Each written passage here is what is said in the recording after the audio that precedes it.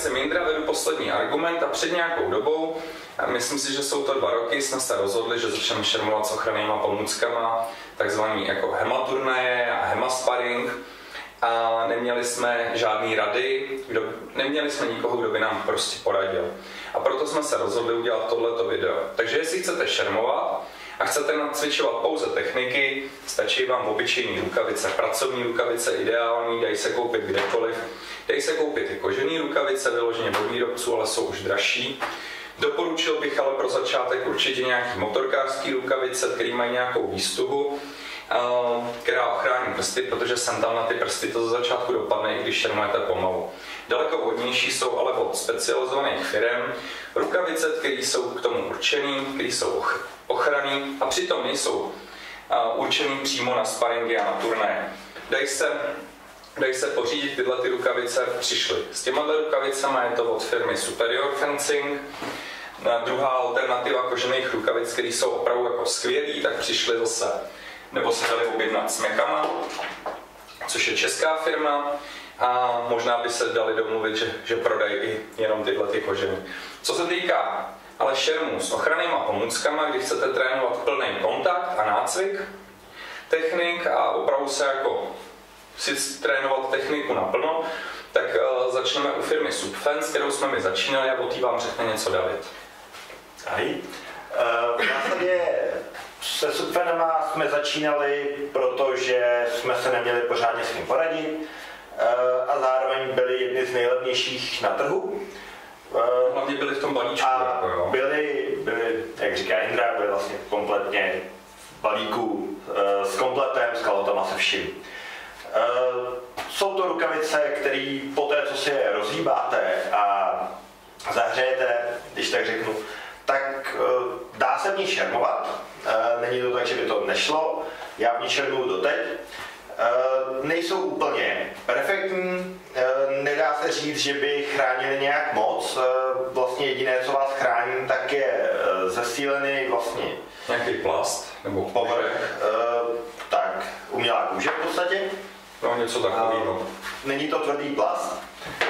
Jediný tvrdý plast na těch rukavicích tak jsou palce, nicméně tohleto už nejsou originální palce, protože vzhledem k jednoduchému designu, který ty jejich palce mají, tak začínají praskat už po... Já myslím, že po 4 roce vždy prasknul první palec. No. A vlastně jsou vyměněný na všech rukavicích, které máme z té první várky. Jo, náhradní palce se dají bez problémů pořídit právě u Sparring Gloves, který nabízí, a za mě ty... Myslím si, že i Red Dragon je nabízí a další firmy.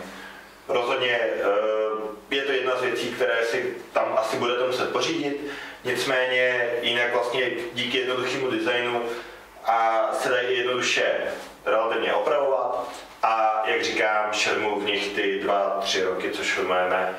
Není to perfektní, ale je to levný a jednoduchý. No, druhá varianta je tady. Tahle rukavice je taky od firmy Subfen. Je to takový jako tank mezi rukavicema, pohyb je v nich fakt jako mizerný, ale dobře chráněný. Takže když si je budete chtít koupit, mají význam jenom kvůli těm vnitřním rukavicím, anebo protože jsou levný, tak do party, abyste měli komu půjčovat, ale rozhodně je nedoporučuju pro aktivní, rychlej šerm, ale proto, abyste se naučili přecekávat do rukou a věděli, že o ty ruce nepřijdete, protože skoro všichni je potřebujeme k práci.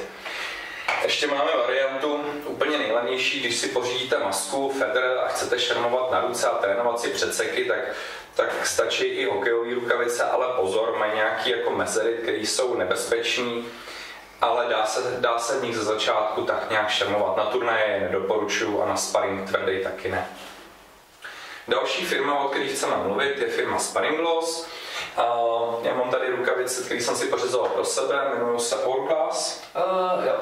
Je to typ Hourglass. Tak, ty rukavice jsem si pořizoval jako alternativu, protože tyhle mi opravdu jako nevyhovovaly a chtěl jsem nějaký rukavice, ve kterých byl lepší pohyb. Tyhle rukavice Hourglass ten pohyb dovolují lepší. Jediný, co je jako na nich nevýhodou, tak je, když předpohnete hodně zápěstí, vzniká nějaký prostor, který je nezakrytý a může dojít k zásahu a ten pak bolí. Takže si na to musíte pamatovat. Další jejich nevýhoda je to, že tady nabízejí soupeři větší prostor, protože ta manžeta vystupuje od ruky, aby dovolovala přesně ten pohyb. Tak to jsou její dvě nevýhody. Jinak je ta rukavice pohodlná, když si do ní pořídíte vhodný vnitřní rukavice, já mám tyhle ty látkový, úplně obyčejný z Decathlonu, lepší jsou pracovní nějaký odlehčený, tak ta ruka v tom nekloktá.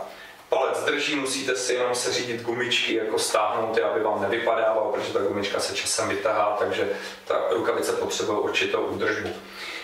Určitě bych se zaměřil na tu manžetu, protože tadyhle vidíte, že je jako už dost oštípaná, přesně protože tam vystupuje, tak tam ty zásahy prostě dost docházejí a ta manžeta se prostě časem odštípne. Mě tady začala praskat, takže jsem ji jako stáhnul. To jsou takové nevýhody, ale máme jako přes 2 roky, slouží skvěle, jsou lehký, pohyb je v nich dobrý a když si na ně zvyknete, tak já bych je doporučil vlastně každému, kdo by je chtěl, jenom je potřeba mít externí ochranu předloktí, protože jak jste to viděli, tak ta rukavice chrání jenom prostě po zápěstí dál ne. O dalších rukavicích vám řekne Honza. Lepící páska, nejlepší Twitter šedníře, je to vidět. Pejpa. Ale hokejová páska lepší, jako můžu říct. Tak jo, další rukavice, které máme, tak jsou tyhle, je to taky sparring gloves s jinou manžetou, standardní. Jak se jmenuje? Standard. Sparring gloves, standard, nemá to název, co jsem koukal, nebo jsem aspoň nenašel.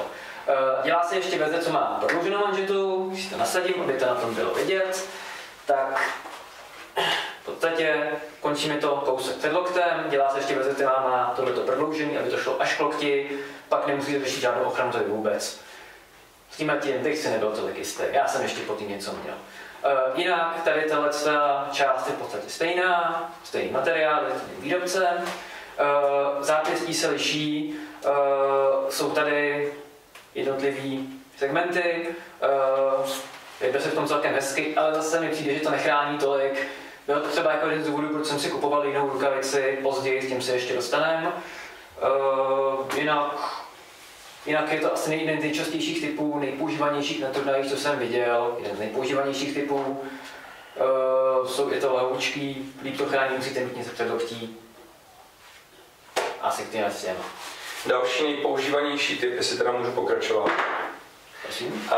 tak jsou rukavice Lobster od firmy Spes. Ty jsem si pořizoval jako alternativu nebo náhradu těch Sparring Gloves Hourglass, protože už jsou poškozený. Já jsem s těma Lobstrama byl hrozně nespokojený ze začátku, když přišli. Zkusil jsem si je doma, přišly mi těžký, teď neohrabaný a takový jako jiný jsou ty rukavice. Ale na sparingu jsem si je v podstatě okamžitě oblíbil. Ta rukavice neklouže z ruky, sedí mi na ruce, je tady nějaký kožený řemínek, kterým si můžu tu rukavici stáhnout, sedí na ruce. Já jsem s nima spokojený a chrání podle mě tak jako několikanásobně líp než tam ty Hourglass, Sparring Gloves, ale za cenu toho, že jsou těžší a větší, takže ta zásahová plocha je prostě pro soupeře jako výrazně jako jednodušší k zasažení. Uvidíme, co na turnaji, ale já jsem s nimi spokojený. Další alternativou rukavic je rukavice od firmy McArmory, je to česká firma. Máme ty rukavice v partě jenom jedny, kupoval si je od nás Lukáš a zapůjčili nám je na tohle natáčení. Lukáš je s těma rukavicema nadmíru spokojený, sedějí mu, umožňují skvělý pohyb a chrání ruku. Opravdu jako přes ten plast a ještě přes tu koženou rukavici, která k ním jako byla zakoupená, tak Lukáš říkal, že skoro nic necítí. Ty palce, ochrana prstů, všechno se rozkládá krásně. Já tu rukavici neoblíknu, protože oni dělají jenom jednu velikost a zatím ta velikost neodpovídá mý ruce.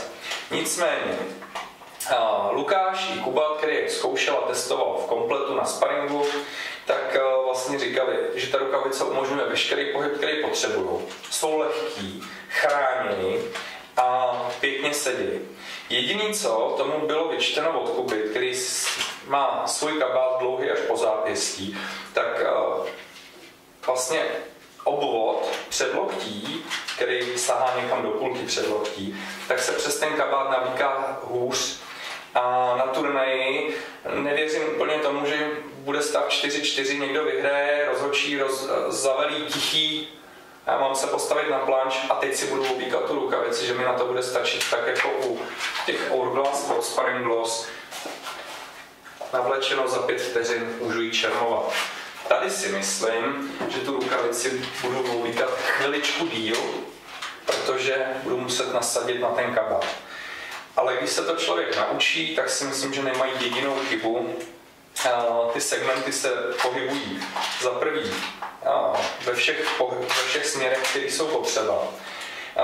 Dokonce ta rukavice je vyrobená podle předlohy nějakých historických rukavic, takže i plní nějakým způsobem historizující prvek, na rozdíl od těch ostatních.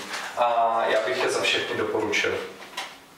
Tak a poslední rukavice, které tady máme, které bychom chtěli mluvit, jsou tady za nás asi nejlepší, používáme oba, tak jsou ukrajinský HF Armory Black Knight verze, takovýhle krásné rukavice, tady bych trošičku lobstrum.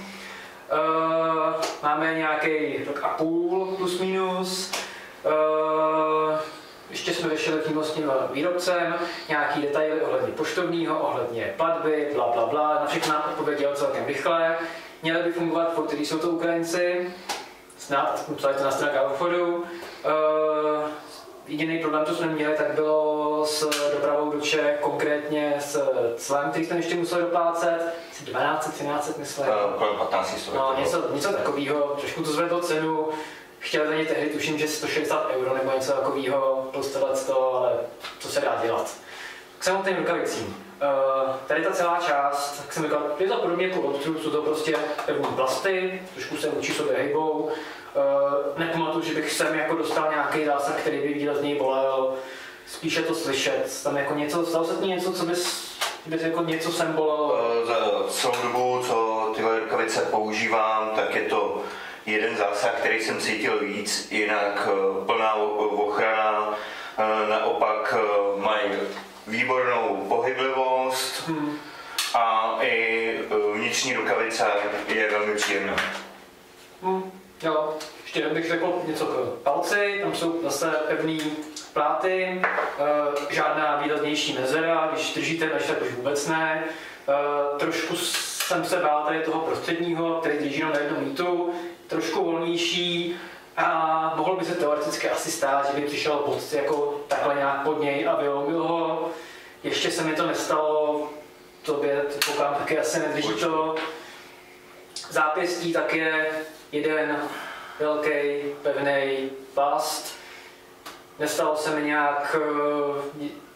že by mě někdo trefil nějak bolestivějc. Maximálně, když jako jsem měl vykroucenou ruku nějakým těm způsobem, že mi avizál mi sexem, tak to štíplo, ale pár minut potom jsem o tom nevěděl. Kdybyste měli asi možnost se těm rukavicím dostat, tak můžu jako doporučit všem, co mám, jsou výborný. Ještě? Za mě můžu jenom doporučit.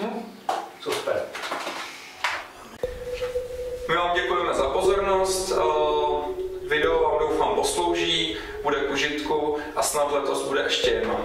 Mějte se, čau. Čau.